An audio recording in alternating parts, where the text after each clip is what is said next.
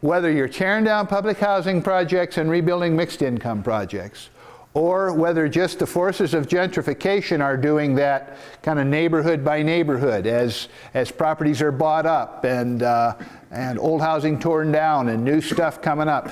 The gentry moving in, renters being pushed out to the suburbs or to the periphery, that is a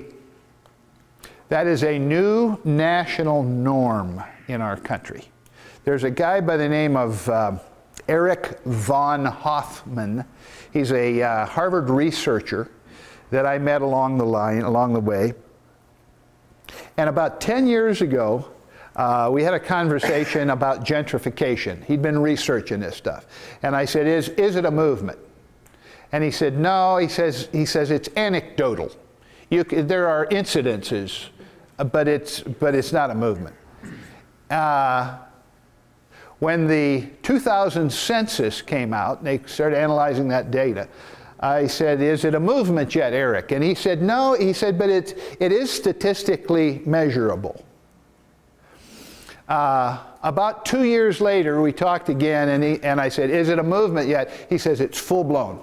It's just gained momentum, and it's like a rising tide. It's penetrating in every urban area. And of course, mayors across the country are ecstatic, because what it means is the return of the tax base into the city. In Atlanta, poverty concentrated in the heart of the city for years while the suburbs were growing. And so out around the edges, you had the mall builders that were building all the big shopping malls, and the downtown stores were closing down. And so people were moving out, all the developments going on out in the suburbs, to the point that urbanologists were saying, we're not sure if the future of American cities has any bright future. Because the city, like we said, inner city, the core was the sediment basin of the most disenfranchised. It's where all of our human services were concentrated, and the economics were struggling. The tax base was eroding. Atlanta didn't have enough money to fix our bridges anymore. And so there were certain bridges downtown that had to be closed off. And we didn't have enough money to repair our 100-year-old sewer system. And so that thing was collapsing and polluting the river, and we were getting fines. Couldn't do anything about it. Didn't have a tax base. Our current mayor is the first mayor in 40 years who has not had the problem of disinvestment. Disinvestment. Money leaving the city. Money going out to the suburban areas. For 40 years, we've had this problem of the city getting poorer while the suburbs getting richer. This mayor now has the problem of density. How many condo units, how many office high-rises will she allow to be built on smaller and smaller pieces of land, going higher and higher? Density is a life issue. Disinvestment is a death issue. You get that? And so the cities are now all struggling with the issue of density. You know, how many of these condos are we going to allow to be built?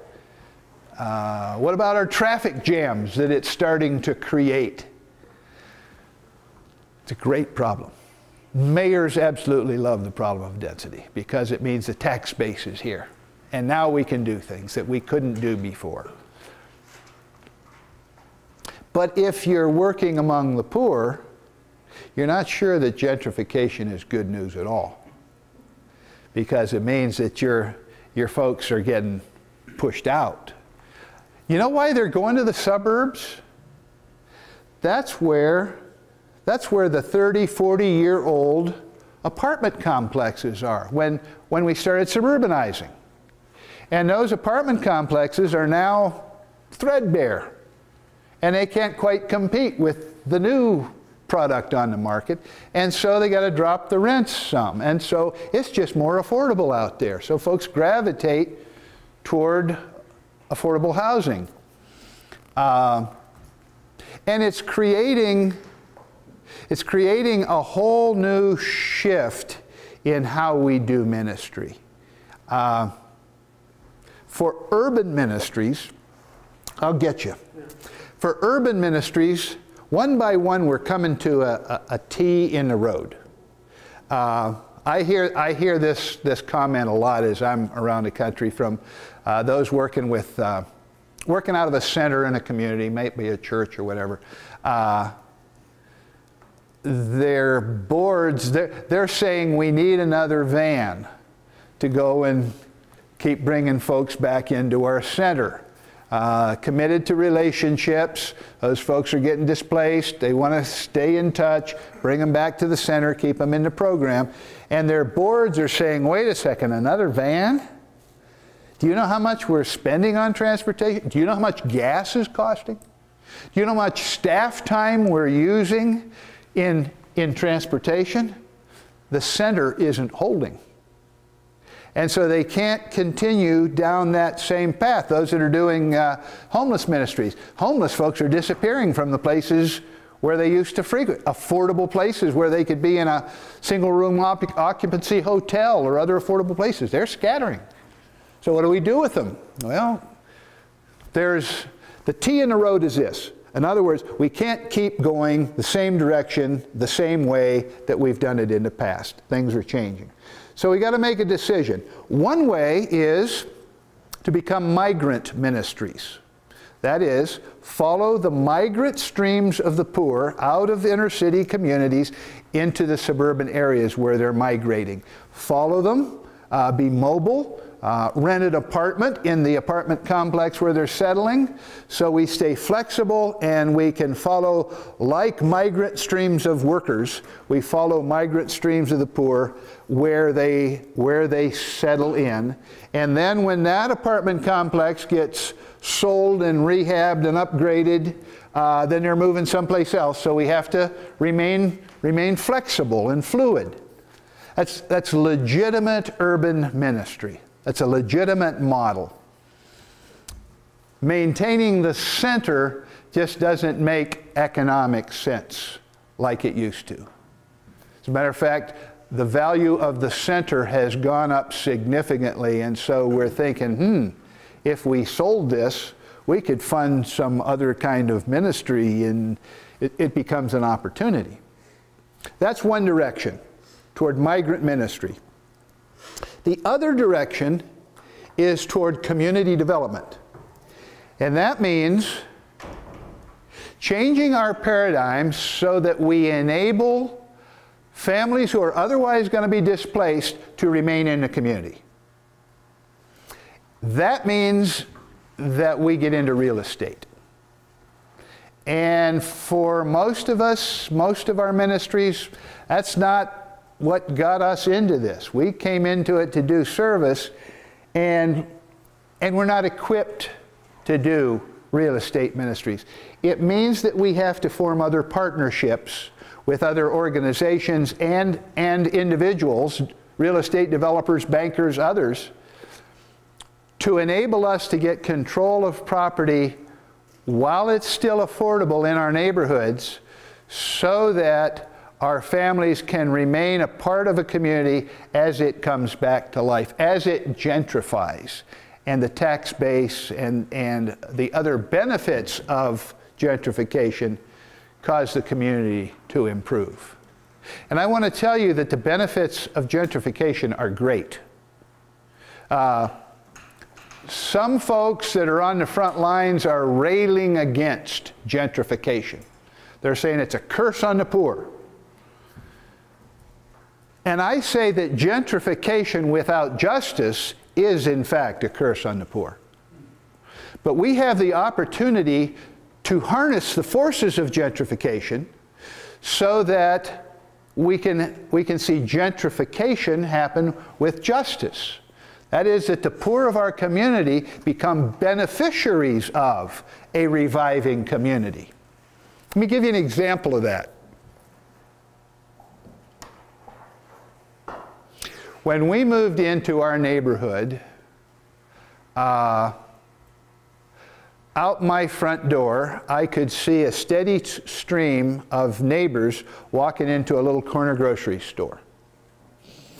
And didn't think anything about it until Peggy, we had been there a week or two, she sent me across to get a loaf of, or about a gallon of milk. And I came back with it, and she says, "Where's my change?" And I gave her a few pennies. And she says, "Where's the rest of it?" And I said, "That's all there is." She said, "You're kidding." And she marched over to that store, and she came back a few minutes later, and she said, "We'll never shop there again. The milk is almost twice what I've been paying out of our grocery store, supermarket." She said, "We'll never shop there again." And then it dawns on me, here's all my neighbors who can least afford high prices, paying twice as much for their groceries as those of us with cars that can get out to the supermarkets are paying. And I said, that's just not right. There's an injustice going on here.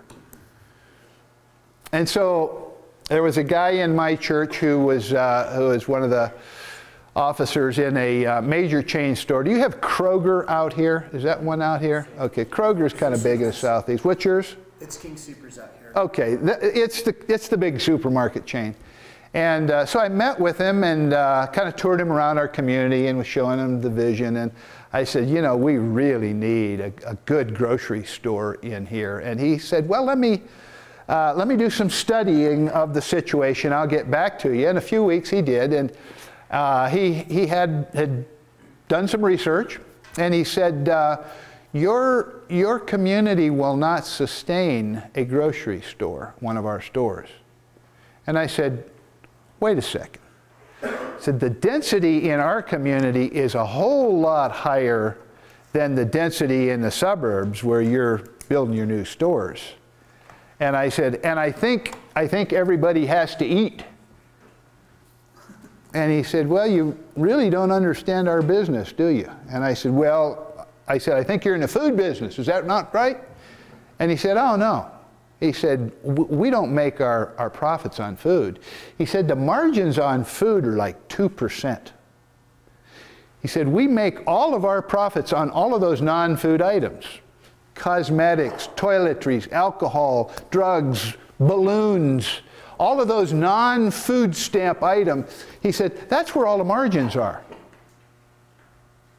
And I said, "Well, how do I get you guys to come in here?" He says, "Well, you got to get your disposable income up." Disposable income. That's money after you've paid your basic necessities.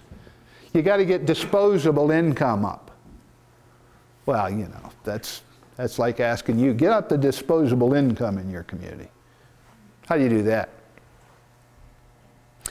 Gentrification has done that in our neighborhood. There are now 2 major chain stores competing for the disposable income that's in our community. And the poor who have been able to remain in our community because of the affordable housing opportunities now are the beneficiaries of competing grocery stores, high quality food at very competitive prices. That's a huge blessing for the poor. Here's a truism. Parity is the higher form of charity.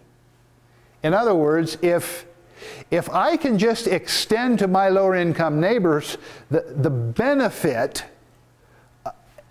they can operate on a par with me in terms of their grocery bill.